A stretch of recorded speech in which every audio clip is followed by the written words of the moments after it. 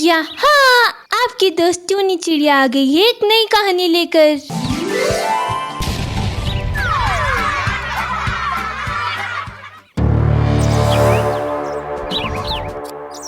चुड़ैल की आम चोरी। ये कहानी एक नंदनवन नाम के जंगल की है, जहाँ पर एक गुनगुन नाम की चिड़िया रहती थी। गुनगुन चिड़िया बहुत ही प्यारी चिड़िया थी, जो हमेशा सबकी मदद किया करती थी। यूँ तो गुनगुन के जीवन में सब कुछ सही चल रहा था, किंतु उसके जीवन में बस एक ही तकलीफ थी। बचपन में चोट लगने के कारण उसके पंख घायल हो गए थे, जिसके कारण वे ज्यादा ऊंचाई तक नहीं उड़ पाती थी। अपने चोटिल पंखों के साथ अपना जीवन सुकून से बिताने के लिए गुनगुन चिड़िया के पास एक साधन था। वह था उसका आम का बगीचा। एक दिन गुनगुन चिड़िया अपने आम के पेड़ पर बैठी हुई मीठे गीत गा रही थी। तभी उसकी दोस्त कुहू कोयल वहाँ से गुजरती है। अरे वाह गुनगुन, तुम तो बहुत अच्छा गाना गाती हो। तुम्हारी इस मीठी सी आवाज का राज क्या है? अरे नहीं कुहू, कोई राज वाज नहीं है। मैं तो यूं ही खाली बैठी थी तो थोड़ा गुनगुनाने लगी। अरे गुनगुन, तुम्हारे आम के पेड़ पर तो बहुत सारे सुंदर और रसीले आम लगे हुए हैं। यूं तो जंगल में और भी आम के पेड़ हैं, लेकिन तुम्हारे पेड़ों पर लगे आमों की तो बात ही कुछ और है। हर समय तुम्हारे ये पेड़ फलों से लदे रहते हैं। जंगल के सभी पक्षी तुम्हारे बगीचे में लगे आमों के दीवाने हैं। हाँ बहन, ये तो बस भगवान की मेहरबानी है कि मेरे पेड़ पर इतने स्वादिष्ट और रसीले आम लगते हैं और सभी पक्षी उन्हें पसंद करते हैं। मुझ अपाहिज चिड़िया का जीवन तो बस इस बगीचे के कारण ही चल रहा है। मैं तो कोई और काम करने में सक्षम भी नहीं हूँ। बस इन आमों को बेचकर जो भी आमदनी होती है उससे ही मेरा घर चलता है।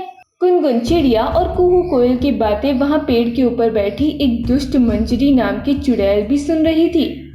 कहीं ये वही जादुई आम का पेड़ तो नहीं, जिन पर साल भर रसीले आम आते हैं और जो हम चुड़ैलों की शक्ति और आयु बढ़ाते हैं? मैं तो वैसे भी इतनी बूढ़ी और कमजोर हो चुकी हूँ कि अब तो किसी भी पक्षी का शिकार करने जितनी ताकत भी मेरे अंदर नहीं बची है। क्यों ना मैं आज रात इन आमों को चुरा लूं? अगर ये सच में वही जादुई आम हुए तो मेरी शक्तियाँ भी लौट आएंगी। फिर तो मैं हर रोज एक नया शिकार करूंगी। इतना कहकर वह दुष्ट चुड़ैल जोर जोर से हंसने लगती है। अगले दिन सुबह गुनगुन चिड़िया आम तोड़ने के लिए अपने पेड़ के पास पहुंचती है तो देखती है कि उसके आम का बगीचा तहस नहस हो चुका है। हे भगवान, ये क्या हो गया? मेरा पूरा बगीचा तहस नहस हो गया। पेड़ों पर लगे पके फल कहाँ गायब हो गए? अब मैं क्या करूँगी? आज मैं बाजार जाकर क्या बेचूंगी? गुनगुन चिड़िया के रोने की आवाज सुनकर आसपास के पक्षी वहाँ इकट्ठे हो जाते हैं। अरे गुनगुन बहन, क्या हुआ? आप ऐसे क्यों रो रही हो? देखो ना पीकू भाई, कल रात जब मैं अपने बगीचे से गई थी तो मेरा बगीचा मीठे रसीले आमों से लदा हुआ था। मैं तो बहुत ही खुश थी कि आज तो इन आमों को बेचकर मेरी अच्छी आमदनी हो जाएगी, जिससे मैं बरसात होने से पहले ही अपने घर की मरम्मत करा लूंगी। लेकिन आज सुबह जब मैं अपने बगीचे में आई तो यहाँ की हालत देखकर मेरे तो होश ही उड़ गए। बिल्कुल सही कहा आपने गुनगुन जी, सच में आपके बगीचे के पेड़ों को तो लगता है जैसे कोई नोच कर फेंक गया हो। सब तो ठीक है, लेकिन गुनगुन के बाग की हालत देखकर तो ऐसा लगता है ये किसी पक्षी का काम हो ही नहीं सकता। फिर आपके बगीचे में ये चोरी की किसने? बूढ़ी कौवे की बात सुनकर सभी पक्षी सोच में पड़ जाते हैं। कुछ देर बाद सभी पक्षी अपने अपने घोंसले में चले जाते हैं, लेकिन गुनगुन चिड़िया वहीं बैठी बहुत देर तक रोती रहती है। फिर उसे एक युक्ति सूझती है। उस रात गुनगुन अपने पड़ोस गट्टू कबूतर के साथ रात में अपने बगीचे की रखवाली करने का विचार करती है। रात घिर आती है। आधी रात के समय सभी पक्षी अपने अपने घोंसले में आराम कर रहे होते हैं। तभी गुनगुन को अपने बगीचे से किसी की डरावनी हंसी की आवाज सुनाई पड़ती है। हे भगवान, गट्टू भाई, ये किसकी आवाज है? इतनी भयानक आवाज तो किसी भी पक्षी की नहीं हो सकती। गुनगुन और गट्टू डरते हुए आवाज की ओर उड़ने लगते हैं। तभी आम के एक ऊंचे से पेड़ के ऊपर उसे एक लंबे बाल और उल्टे पांव वाली भयानक चुड़ैल की आकृति दिखाई पड़ती है। कौन हो तुम? ये मेरा बगीचा है, तुम्हें यहाँ से चुराकर आम खाते शर्म नहीं आती? मैंने दिन रात मेहनत करके इन पेड़ों की रखवाली की है और तुम यहाँ पर मुफ्त की दावत उड़ा रही हो। चोर कहीं की, चली जाओ यहाँ से। तू मुझ चुड़ैल को सिखाएगी कि क्या खाना है और क्या नहीं? वो तो अभी मेरे पास मेरी शक्तियाँ नहीं है, वरना अभी तुम दोनों का खून पीकर तुम्हें जहन्नुम भेज देती। देखो, मैं तुमसे डरती नहीं हूँ। तुम चाहो तो मेरा खून पी लो या मुझे मार डालो, लेकिन मैं कब भी तुमसे डरने वाली नहीं हूँ। हाँ हाँ, हम तुमसे डरने वाले नहीं हैं। भाग जा दुष्ट चिड़िया, अगर मुझे क्रोध आ गया तो मैं तेरी गर्दन अभी धड़ से अलग कर दूंगी। इतना कहकर मंजरी चुड़ैल बहुत ही भयानक रूप में आ जाती है और गट्टू कबूतर की गर्दन पर हमला करके उसे मरोड़ देती है। अरे बाप रे बाप, इस दुष्ट ने तो गट्टू कबूतर को एक पल में मौत की घाट उतार दिया। ये तो बहुत शक्तिशाली चुड़ैल लगती है, लेकिन मैं अपने बगीचे को इस तरह से बर्बाद होते हुए भी नहीं देख सकती। मुझे कुछ न कुछ उपाय तो ढूंढना ही पड़ेगा। हे भगवान, मैं क्या करूं? गुनगुन चिड़िया को वहाँ पर बैठा देखकर मंजी चुड़ैल को गुस्सा आ जाता है और वह लपक कर उसकी गर्दन पकड़ लेती है। मैंने तुझसे यहाँ से भागने का एक मौका दिया था, लेकिन मूर्ख चिड़िया, तुझे तो मरने का कुछ ज्यादा ही शौक लगता है। अब तुम मरने के लिए तैयार हो जा। देखो चुड़ैल जी, मेरे पास आपके लिए एक बहुत ही अच्छा प्रस्ताव है। आप रोज रोज पेड़ पर लटकते हुए आम खाती हैं, आपको कितनी दिक्कत होती होगी। कल से मैं खुद आपके लिए आम तोड़कर इस पेटी में रख दिया करूँगी। आप आराम से यहाँ से आकर ले जाया करिएगा। आप क्रोधित न हो।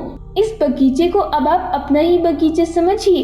गुनगुन चिड़िया की बात सुनकर चुड़ैल खुश हो जाती है। क्या कहा? तू खुद मेरे लिए आम तोड़ कर रखेगी? वाह, तब तो मजा ही आ जाएगा। मैं वैसे भी बूढ़ी हो चुकी हूँ, पेड़ के ऊपर चढ़ने उतरने में मुझे बहुत दिक्कत होती है। मंजरी चुड़ैल को आम देने का वादा करके गुनगुन चिड़िया किसी तरह अपने प्राण बचाकर उस रात घर लौट आती है।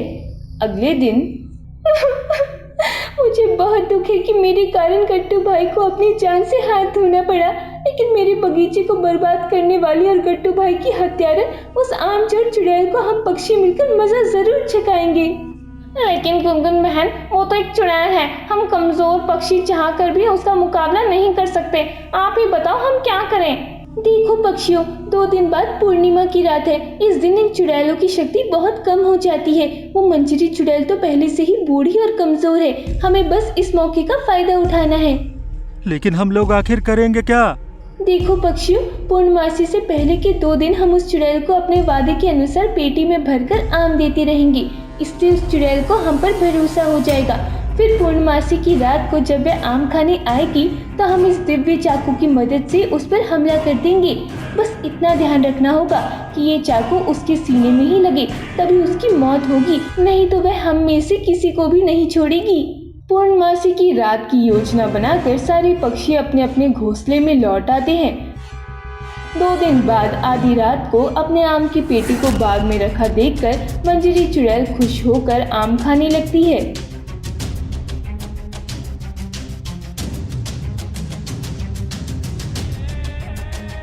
गोपी बहन, मैं ये नकली चाकू लेकर पहले उस पर हमला करूंगी। जैसे ही वह गुस्से में मुझ पर झपटेगी, आप इस दिव्य चाकू से उस पर हमला कर देना। ठीक है गुनगुन बहन, इस चुड़ैल के खात्मे के लिए चाहे जो भी करना पड़े, मैं तैयार हूँ। अपने योजना के अनुसार पहले गुनगुन चिड़िया चुड़ैल पर पीछे से एक चाकू से हमला करती है। अपने ऊपर हुए इस हमले से चुड़ैल बौखला जाती है और आम फेंककर पीछे मुड़कर गुनगुन चिड़िया की ओर लपकती है।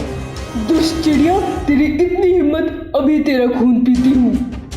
चुड़ैल को गुनगुन की ओर आता देख मौका पाकर गोपी गोरैया चुड़ैल के सीने पर दिव्य चाकू से वार कर देती है।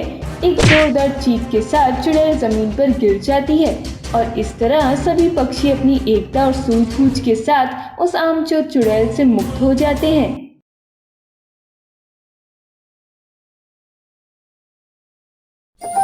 यहाँ आपकी दोस्त टूनी चिड़िया आ गई है एक नई कहानी लेकर।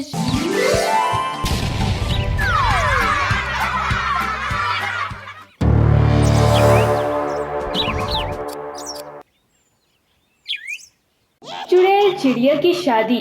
चंपकवन एक बहुत ही सुंदर जंगल था। उस जंगल में सभी पक्षी बहुत हंसी खुशी अपना जीवन बिताया करते थे। इसी जंगल में एक सोनू नाम का कौवा भी रहता था। सोनू कौवे की शादी पास ही के जंगल में रहने वाली एक खूबसूरत सी शीना कौवे से तय हो गई थी। सोनू कौवे की शादी के दिन, अरे जल्दी करो भाई लोग, शाम होने से पहले हमें बारात लेकर शीना भाभी के यहाँ पहुँचना है। बारात को दूसरे जंगल से लेकर जाना है और रास्ते में वही मनहूस बरगद का पेड़ पड़ता है। अरे मैं नहीं चाहता सोनू भाई की शादी में कोई ऊंच नीच हो। अरे क्या पीकू भाई, आप भी शुभ मौके पर कैसे मनहूस बातें कर रहे हो। अरे मनहूस पेड़ जैसी कोई चीज नहीं होती, ये सब अंधविश्वास की बातें हैं। कहीं आप उस चुड़ैल चिड़िया की बात तो नहीं कर रहे जो सबका खून पी जाती है। हाँ, पीकू मोर कुछ बोलना चाहता है, उससे पहले ही बारात में उपस्थित सारे बाराती चुड़ैल की बात सुनकर हंसने लगते हैं और पीकू का मजाक बनाने लगते हैं। उसके बाद सारे बाराती नाचते गाते सोनू कौवे की बारात लेकर शीना कौवे के यहाँ पहुँच जाते हैं, जहाँ बहुत धूमधाम से उनकी शादी हो जाती है। लेकिन बरगद के पेड़ के नीचे से गुजरते समय सच में चुड़ैल चिड़िया भी उनके साथ शादी में शामिल हो जाती है। शादी के अगले दिन चुड़ैल चिड़िया शीना कौवे पर हमला कर देती है। छोड़ दो मुझे, छोड़ दो, सोनू बचाओ, ये मुझे मार डालेगी। सोनू कौवा दौड़ते हुए शीना के कमरे में आता है, लेकिन तब तक शीना कौवे की जान जा चुकी होती है। शीना की मौत से सोनू कौवा बहुत टूट जाता है। वह उदास रहने लगता है और खुद को उसकी मौत का जिम्मेदार समझता है। शीना कौवे की मौत के बाद से चंपकवन की खुशहाली को जैसे नजर ही लग जाती है। अब तो जिस भी पक्षी की शादी तय होती है, शादी की रात को ही चुड़ैल चिड़िया तड़पा तड़पा कर उसकी जान ले लेती थी। धीरे धीरे चुड़ैल चिड़िया की दहशत पूरे जंगल में फैल गई थी। अगर ऐसा ही चलता रहा तो धीरे धीरे सारा जंगल ही खाली हो जाएगा। न जाने ये कैसा साया है जो शादीशुदा जोड़ों की बेरहमी से हत्या कर रहा है। हे भगवान, आखिर ये चुड़ैल हम चंपकवासियों से चाहती क्या है और अचानक ये कहां से हमारी सूखी जंगल में आ गई। बहन, मुझे तो ऐसा लगता है ये वही बरगद के पेड़ वाली चुड़ैल है। पीकू मोर ने तो सोनू कौवे को बहुत समझाया था कि उस रास्ते बारात लेकर ना जाओ, रात में उधर जाने में बहुत खतरा है, लेकिन कोई भी पक्षी उनकी बात नहीं माना। अब देख लो हमारे जंगल का क्या हाल हो गया है। मैं तो डर की मारी अपनी बेटी की शादी ही तय नहीं करा रही हूँ, कहीं वो चुड़ैल मेरी बेटी को भी न मार डाले। मुझे तो लगता है अब इस जंगल में कभी खुशियाँ नहीं मनाई जाएंगी, न ही कभी किसी पक्षी की शादी हो पाएगी। तभी वहाँ से बुजुर्ग बाज सोमा गुजरता है। देखो पक्षियों, मेरी उम्र बीत गई है इस जंगल में, ना जाने कितने ही बाढ़, सूखे और विपदाएं देखी है मैंने, लेकिन ऐसी मनहूसियत कभी नहीं छाई। अरे मेरी बात मानो तो जिस बरगद के पेड़ से ये चुड़ैल आई है उसी बरगद के पेड़ पर जाओ। उस पेड़ की सबसे ऊंची शाखा पर एक उल्लू ओझा बैठता है, वो जरूर तुम्हारी मदद करेगा। बहुत सिद्धि प्राप्त है उसको इन सब में। सोमा बाज की बात सुनकर सारे पक्षी उनको धन्यवाद देते हैं और उल्लू ओझा के पास पहुंच जाते हैं। उल्लू ओझा जी, हम बहुत मुसीबत में हैं, कृपया हमारी मदद करें।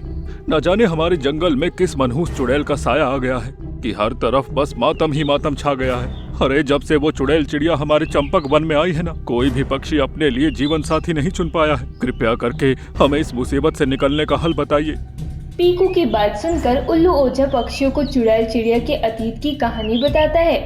देखो पक्षियों, वो कोई साधारण चुड़ैल नहीं है, वो एक बहुत ही दुष्ट चुड़ैल चिड़िया है। वो बहुत गुस्से में है और इस समय जो भी उसके सामने आएगा वो उसका खून पी जाएगी। ऐसा क्या हुआ था इस चुड़ैल चिड़िया के साथ कि वह एक चुड़ैल बन गई? उल्लू ओझा चुड़ैल चिड़िया की कहानी पक्षियों को सुनाने लगता है। पक्षियों, इस चुड़ैल का नाम प्रिया चिड़िया है। ये एक बहुत सीधी सादी सी चिड़िया थी। इसकी शादी एक पप्पू नाम की चिड़े से तय हो गई थी। पप्पू चिड़ा एक शातिर दिमाग का चिड़ा था, लेकिन भोली भाली प्रिया चिड़िया पप्पू चिड़े से बहुत प्यार करती थी। शादी के दिन ही पप्पू चिड़े ने प्रिया को धोखा दे दिया था। प्रिया चिड़िया शादी के जोड़े में उसका इंतजार कर रही थी, लेकिन पप्पू चिड़ा उसे छोड़कर किसी कबूतरी को ब्याह कर अपने घर ले गया। प्रिया चिड़िया को बहुत गहरा सदमा लगा और उसने इसी बरगद के पेड़ से लटक कर आत्महत्या कर ली थी। उसके बाद प्रिया चिड़िया एक खतरनाक चुड़ैल में बदल गई। उसने पप्पू और उसकी पत्नी की भी उसी रात हत्या कर दी थी। उस दिन के बाद से ही वो चुड़ैल शादीशुदा जोड़ों का शिकार करती है और शादी की रात को ही उनका खून पी जाती है। अरे बाप रे बाप, ये तो बहुत खतरनाक चुड़ैल लगती है।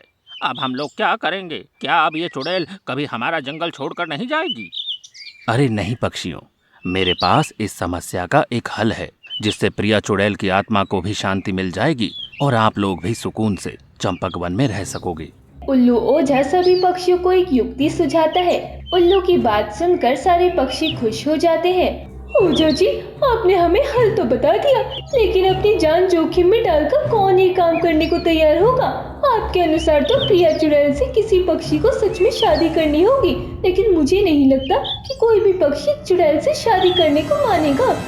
मुझे माफ कर दो पक्षियों, मेरे कारण ही वो चुड़ैल इस जंगल में आई है, इसीलिए मैं ही उस चुड़ैल से शादी करूंगा और उसे मुक्ति दिलाऊंगा। सभी पक्षी सोनू कौवे की बहादुरी की बहुत तारीफ करते हैं। देखो पक्षियों, मैं अभी तंत्र मंत्र के माध्यम से उस चुड़ैल को यहाँ बुलाता हूँ और शादी के लिए मनाता हूँ। आप लोग भी पूरी धूमधाम से शादी की तैयारियां करिए। याद रहे, शादी में कोई भी कमी नहीं रहनी चाहिए। अगर उस चुड़ैल को गुस्सा आ गया तो फिर हम सब में से कोई भी नहीं बचेगा। सभी पक्षी शादी की तैयारियां करने के लिए जंगल लौट आते हैं। उधर उल्लू ओझा अपनी शक्तियों से चुड़ैल को अपने पास बुलाता है। क्यों बुलाया है मुझे? आखिर तू मुझसे चाहता क्या है? आज तो मैं तेरा खून पीकर ही अपनी प्यास बुझाऊंगी। प्रिया चुड़ैल उल्लू की ओर लपकती है।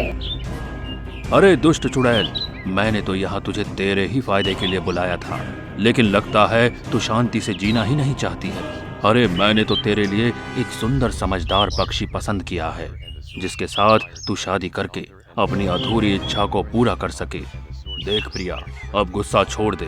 एक कौवा खुशी खुशी तुझसे शादी करने के लिए तैयार है। वो पूरी धूमधाम से इस अमावस्या की रात को बारात लेकर इस पेड़ पर आएगा। तू भी पुरानी बातें छोड़कर उसके साथ शादी कर ले और सुखपूर्वक जीवन बिता। क्या कहा? मुझसे शादी? कौन है रे वो कौवा जो मुझ चुड़ैल से शादी करना चाहता है?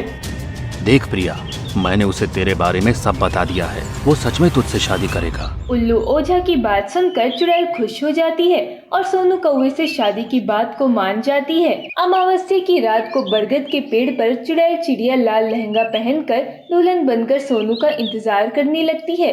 कुछ ही देर में बारात आ जाती है। पूरे जंगल के पक्षी उस बारात में नाचते गाते शामिल होते हैं। काश कि मेरे जीते जी मेरी शादी हुई होती तो मैं आज एक चुड़ैल न बनती। ये सोनू कौवा तो सच में दूल्हा बनकर मुझसे शादी करने आया है। अरे इतना क्या सोच रही हो प्रिया? आओ, फेरों का समय हो गया है।